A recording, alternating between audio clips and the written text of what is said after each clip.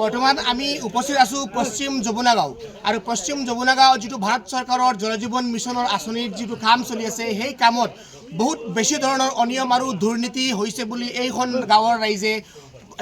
ৰাইজে আমাক জানিবলৈ দিছে। আমি এইখন গাঁৱৰ ৰাইজৰ অভিযোগ অনুসৰি আহি উপস্থিত হৈছোঁ পশ্চিম যমুনা গাঁৱত যিটো জল জীৱন মিছনৰ কাম চলি আছে আৰু সেই জল জীৱন মিছনৰ অন্তৰ্গত যিখিনি কাম চলি আছে এই কামখিনিৰ যি অনিয়ম চলি আছে, যি দুৰ্নীতি চলি আছে, এই দুৰ্নীতিৰ এক অভিযোগ আপোনালোকৰ দেখুৱাবলৈ চেষ্টা কৰিম আৰু বিভাগীয় কৰ্তৃপক্ষই এই অনিয়ম আৰু দুৰ্নীতিৰ ওপৰত কি তদন্ত কৰে সেয়া লক্ষণীয় হ'ব। যিহেতু ৰাইজৰ অভিযোগ মতে এইখিনি কাম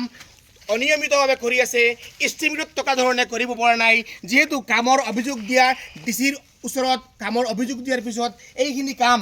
ৰাতি ভাঙি পেলোৱা হৈছে আৰু যিটো নতুন জল জীৱন মিছনৰ কাম কৰিছিলে এই কামটোৰ এতিয়ালৈকে অসম্পূৰ্ণ হৈ আছে আৰু সেই অসম্পূৰ্ণ কামখিনিও যিমানখিনি কৰিছে সেই কামখিনি ইষ্টিমেট মতে কৰা হোৱা নাই বুলি ৰাইজে অভিযোগ কৰিছে। আমি ৰাইজৰ কিছু মন্তব্য আপোনালোকক দেখুৱাবলৈ বিচাৰিম আৰু এই ক্ষেত্ৰত আমি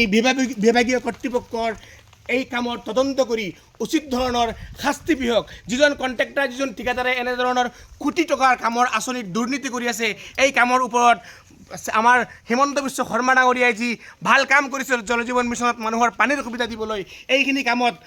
বিভাগীয় কৰ্তৃপক্ষই তদন্ত কৰি যেনেধৰণে কামটো সুবিধাজনক আৰু সুন্দৰ হয় সেয়াই আমি কামনা কৰিম আৰু আমাৰ গাঁৱৰ ৰাইজৰ কি অভিযোগ আছে এইখিনি আপোনালোকক জনোৱাৰ চেষ্টা কৰিম। ধন্যবাদ।